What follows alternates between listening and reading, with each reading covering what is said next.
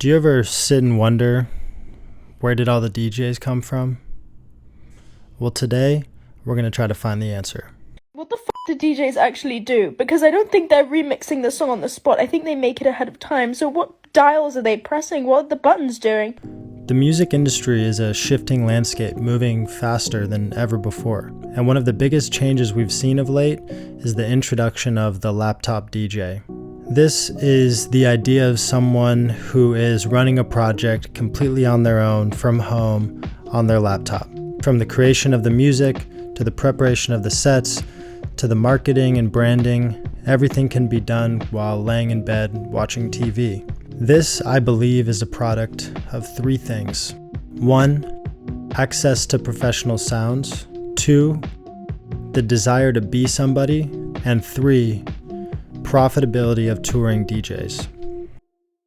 Number 1. With the availability of royalty-free samples online, you can create full tracks without any prior knowledge of music theory, instrumentation, or songwriting, which used to be the core tenets of recorded music. What used to take a lifetime of training and persistence can now take a year or two of YouTube tutorials and combing through sample websites like Splice. And once you get down the basics, it's really quite easy. There's obviously still a high level of creativity and skill involved in making a style that's unique to you and can catch the attention of fans. But I think the highlight here is how independent this process is. You can go from nothing to a hit without even playing an instrument or singing at all. Number 2. In the age of social media and user-generated content, we glorify fame and being creative as these end destinations that are more interesting and have more value than a regular job with a regular income. There is more incentive now than ever to have a thing. That's why I think you see a new podcast popping up every minute. It seems it's almost becoming a cliche, like podcast bros or dude, we should start a podcast, that sort of thing. It takes an hour of podcast studio time, which is becoming increasingly cheaper, and a monthly subscription to an AI video editing software. And now you have full-length podcast episodes and clips optimized for engaging the algorithm. And with these things, you're now doing the thing. You're expressing yourself and putting something out there on these platforms that feed into what we give them. And I think the same goes for DJing in a way. I think DJing is something that people look at and they go, I could do that. I could do that. And most of the times they're right. The barriers to entry are low with cheap equipment that is easy to learn and a party or hangout just around the corner that needs music. So if you like music and you think you have good taste, which everyone thinks of themselves, you can become a DJ quite easily, and it's an easy first jump to make into this field of being creative and putting something out there. Number 3.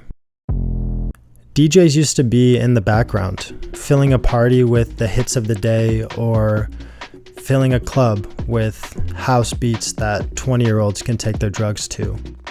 But it was never about them. It was never about the DJ. It was always about the party itself. This has all changed. When you compare DJs to other forms of live music entertainment, what you find is an incredibly profitable and efficient model that can be stretched over hundreds of shows a year for each artist. Most DJs travel by themselves, with only those at the very tip top requiring a tour team of any kind, as opposed to a band which may take 5 to 10 people just to get a show running, even at the smallest venues. Also, many of the clubs that DJs play at have the equipment waiting for them at the venue. And this means that the only costs involved with touring as a DJ is in flights and hotels. And with these lower costs, DJs are making a lot of money while also charging significantly less than a band or a rapper or a singer who has more production involved in a more expensive operation. And I think slowly over time, music agencies and promoters have realized this and are now on a coordinated effort to push electronic music and grow it to a broader audience. You have venues like Madison Square Garden, Red Rocks, The Forum, and many more that are being consistently filled with thousands of fans selling out shows for DJs. Festivals are loaded from top to bottom with electronic acts that are cheap but still put on a great show, and it's to the point now where most major festivals across not only the United States but the world is half filled with DJs. And I think this isn't for no reason. Most of the shows are high energy and engaging, presenting the perfect escape people are looking for when they spend their hard-earned money. And a lot of DJs have risen through the waves of social media. Most of their content meshes perfectly with this new engagement-focused standard that we have set in music marketing. And due to the way most DJs push singles and remixes as opposed to albums or more thought out projects, EDM has become the perfect fit for social media algorithms and fans' desire for nostalgia. We really have this collision course happening where high profits are meeting with what's new and trendy and with the times. And to me, I don't see it slowing down anytime soon. I think we're sort of in the dawn of this new era in music that fits perfectly with the concept of a DJ. Thank you, and I'll see you in the next one.